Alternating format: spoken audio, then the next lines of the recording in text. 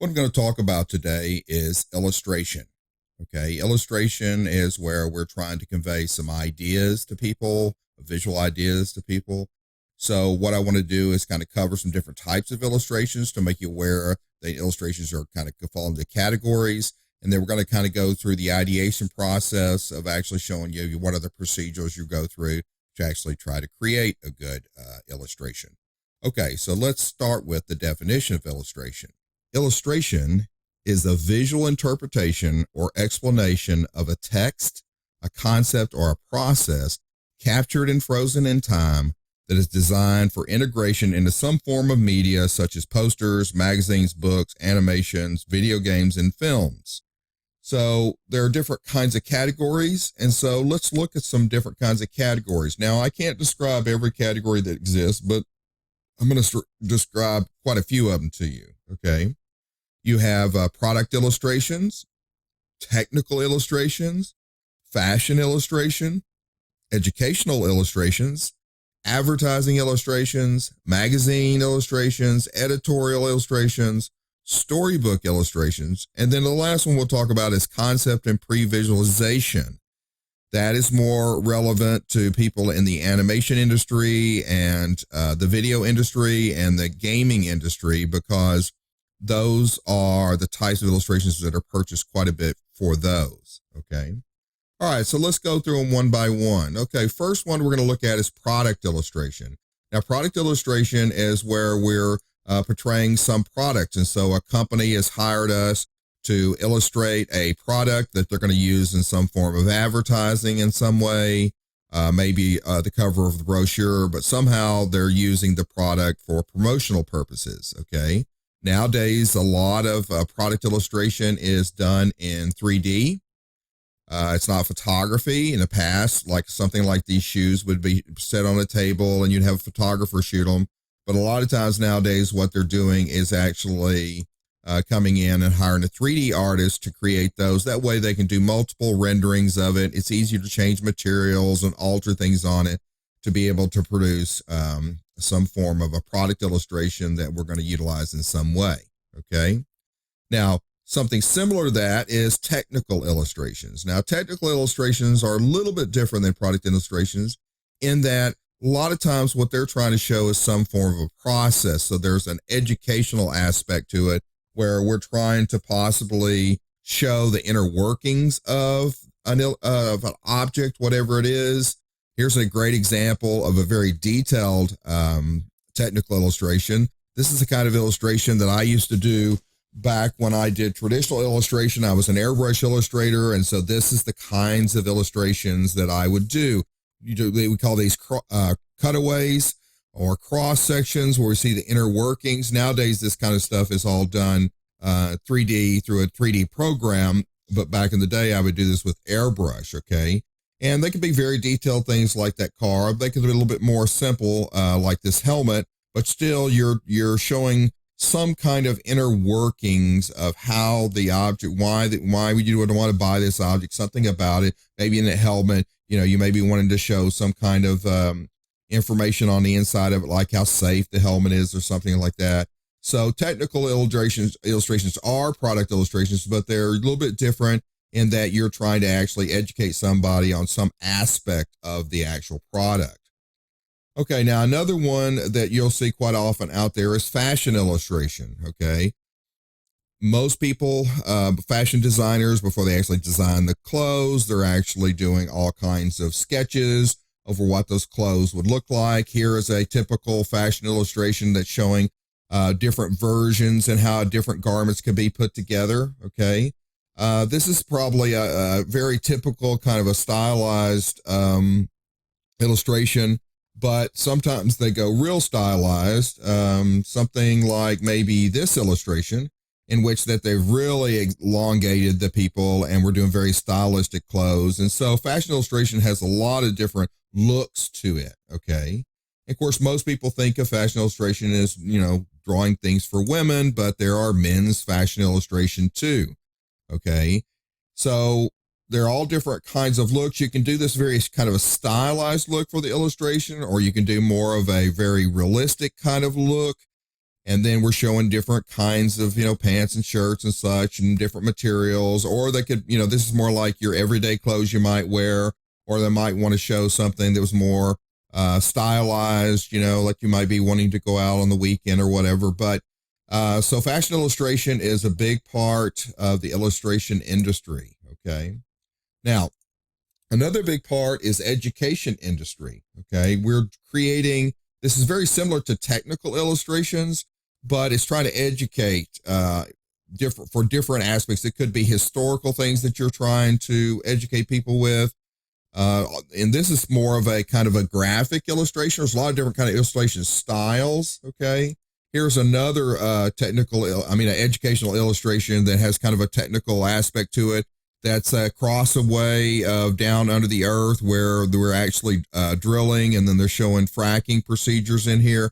In educational illustrations, there'll be a lot of tags in here, a lot of text, which explains what everything is.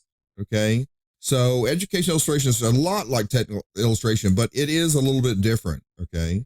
We also have advertising illustration. Now, advertising illustration, it's similar to product illustrations, but what you're really doing in advertising illustration is you're trying to show, it's more of a romantic kind of thing. So normally in advertising, there's some kind of a tagline that comes up with, and the illustration goes along with the tagline.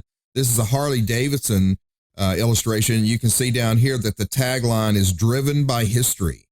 So what they're doing is kind of tagging Harley Davidson as kind of Americana, part of the American experience. And so there's different aspects of American here. You got the Statue of Liberty, there's Elvis Presley, got the space, astronauts, you have the American Indians, we've got jazz going on, there's the bald eagle. So, it's an illustration that goes along with the tagline. It's more of a conceptual piece. Here's another one for the Dodge Ram truck, and the tagline is "Fill the freezer, then the wall." And so this is a whole targeting people that are hunters, and they're responsible hunters. They don't go out and just kill things. They go out there and actually kill it, and then they eat the meat, and then they might hang the rack on the wall. And so it's kind of a social statement, but we're kind of every advertising illustration has a target market. There's a set of demographics that they're going after, and so they focus it that way. Here's another example of like an Adidas tennis shoe, kind of a cross-country kind of ad. It says, "All day I dream about sneakers." Okay, and then you've got a picture of a sneaker, more like hills and grass, and it's like doing cross-country running. And so there's a nice conceptual aspect of that. So in advertising, a lot of times it follows some kind of a tagline, tugging on the emotional strings of the individual groups that they're targeting. Okay. Now, similarly, you have magazine illustration. Now, magazine illustration is tagging up on a story.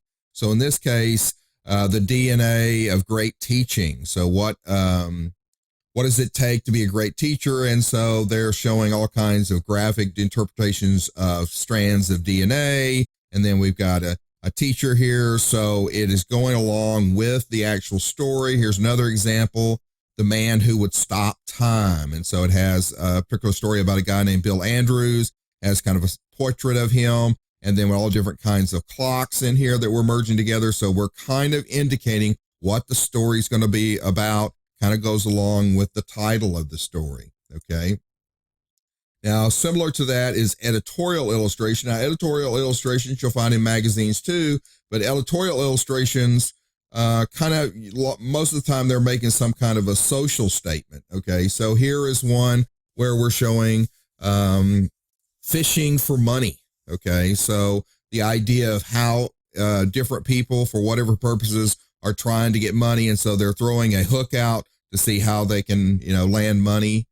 Here's another one, kind of a statement on the internet and how advertisers or individual companies are trying to invade our privacy. So it has a man sitting here with this sun. Notice the sun has aluminum foil on their head. That's kind of an illusion to they can read our brains, what we're doing. And then, of course, the hands all coming through here, intruding into our space. And so that's a very interesting statement that the person is making. Here's another one.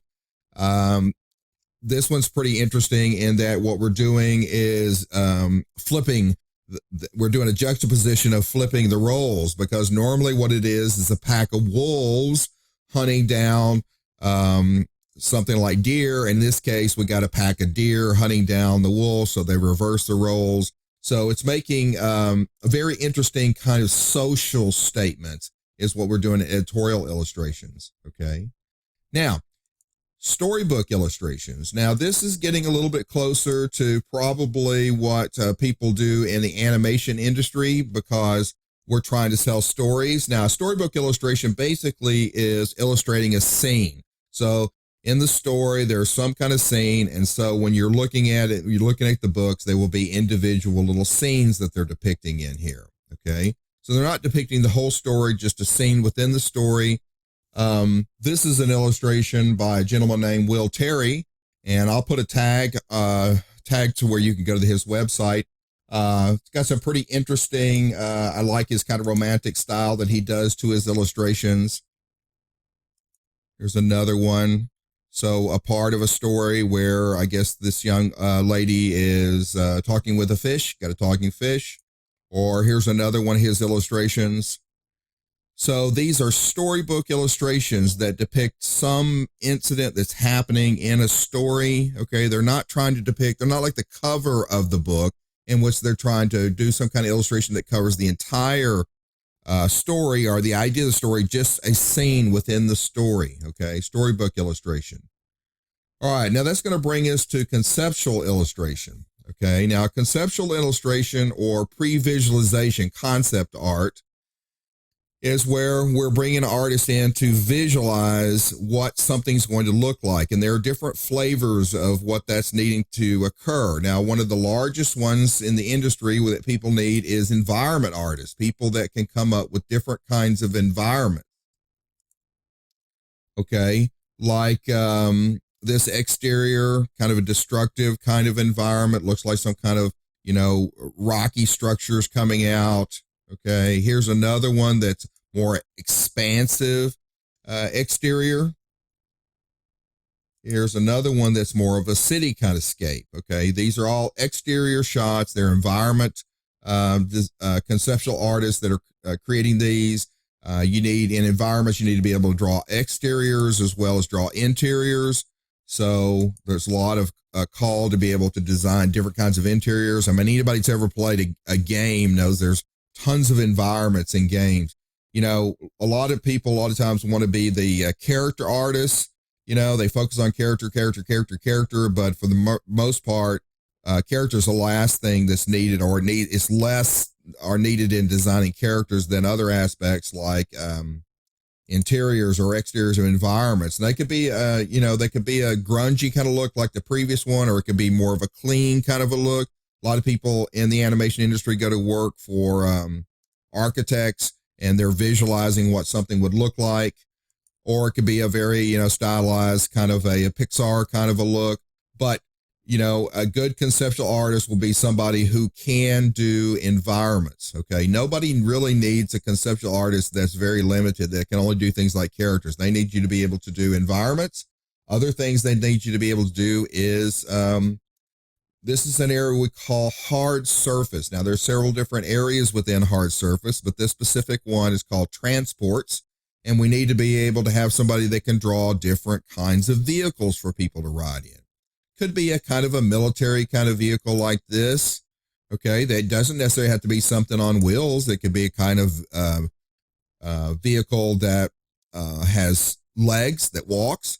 Now, notice that they're putting that normally in these, you'll see they have some kind of a person in there. They put a person in there for scale so we can see how big these are. Okay. Now, this is more of a kind of a car, a kind of a futuristic kind of a pickup car. So we pretty much can get size structures from this and understanding that. Okay. Or it can be some kind of an industrial kind of vehicle. So there's all different kinds of ways to approach different vehicles and different vehicles that are needed for projects. Okay. Now, another kind of hard surface is weapons. Okay. A lot of the gaming industry, with those games, or, how fast can we run around and kill people? So we need lots of weapons. Yes. So they can be kind of a futuristic weapon like this, or something that's a little bit more stylized. Okay. And of course, they don't just have to be hand weapons, they could be big kind of blasters too. Okay. So there's lots of call for people that can design weapons. That's another part of hard surface. Another part of hard surface is assets. So all different kinds of objects need to be designed for environments. Okay. And they could be, shipping crates, there's all different kinds of hard surface things that need designed that aren't weapons. They aren't vehicles, but we need them for our environments. Okay. And then of course we flesh those back out. Those were initial thumbnail drawings. And then you can take them in and you start fleshing the illustrations out, different kinds of things, cryo tubes, seats, lots of different things that are needed for the gaming and the film industry. Okay. And then of course the other area of concept illustration is characters and creatures. So within a game or within a movie, within an animation, we need all kinds of characters designed.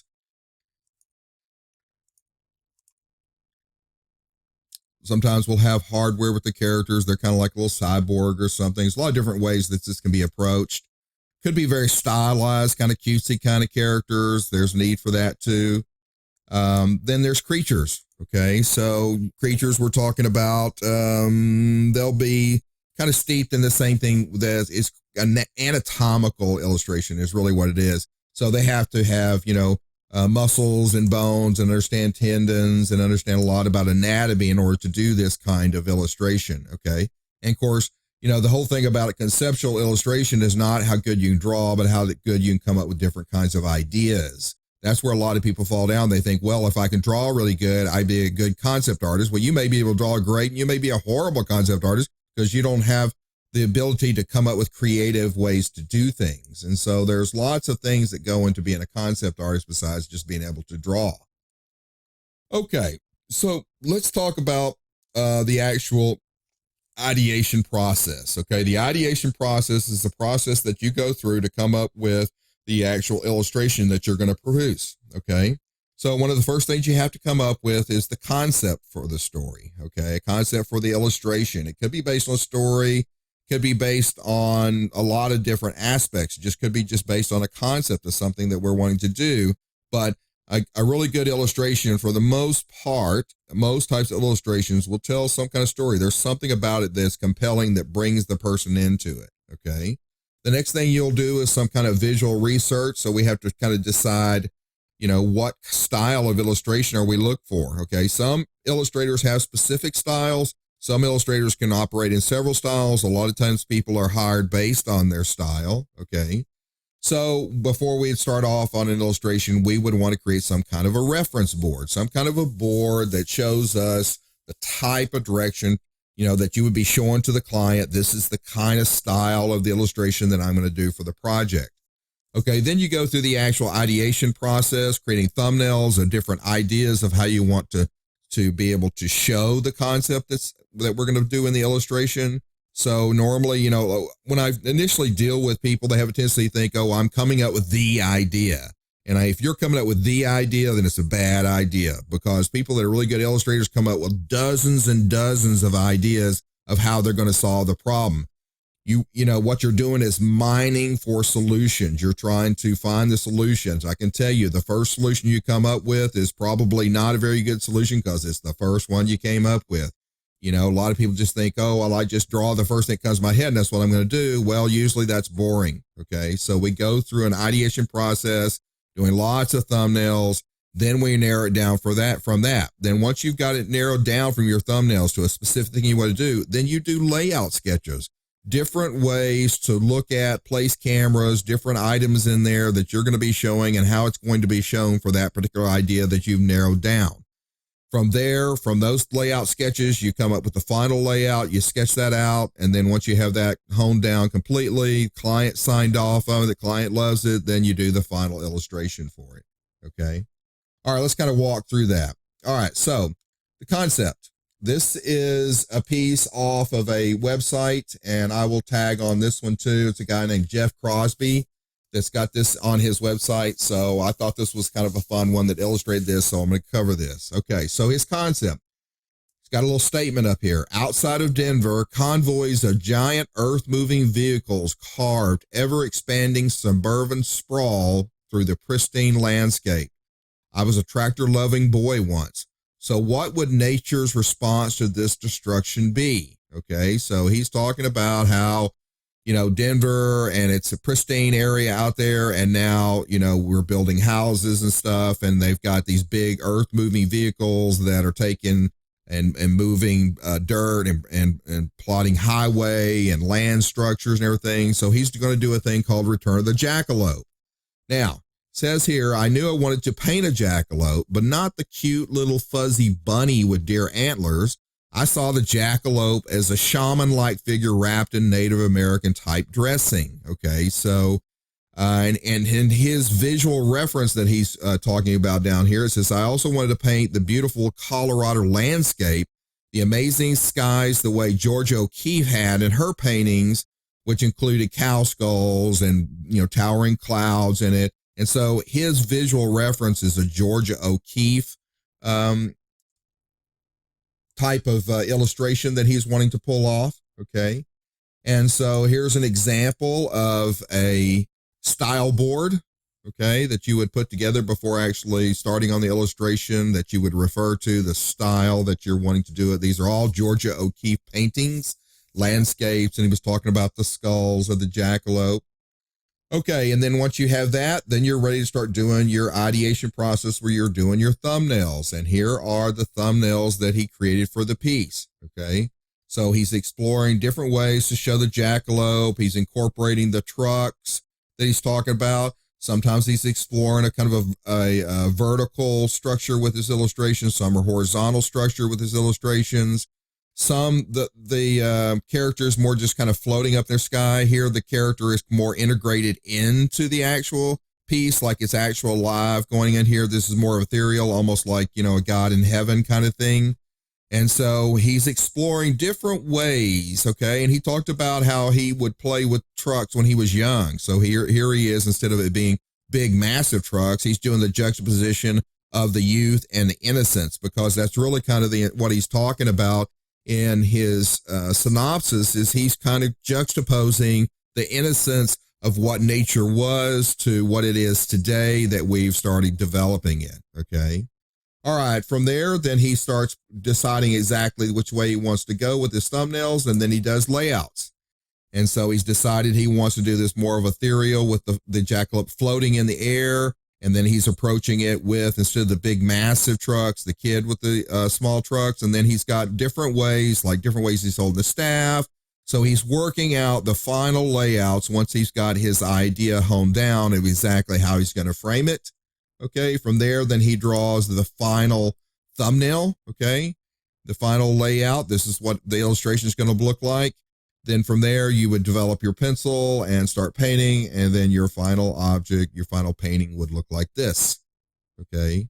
So those steps and procedures are what you go through to get to a final illustration. You don't just come up with one idea and then you just paint the illustration. That's very naive for people to think that. This is a solution, a problem solution, okay? So you have a problem. How do I tell the story?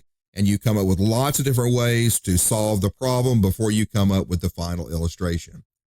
Okay, so hopefully that helped you guys kind of understanding a little bit more about illustration, different kinds of illustrations, and how we would actually approach actually creating illustration through the whole ideation process and going through thumbnails and layouts and reference boards until you get to the final stage. Okay, thank you very much.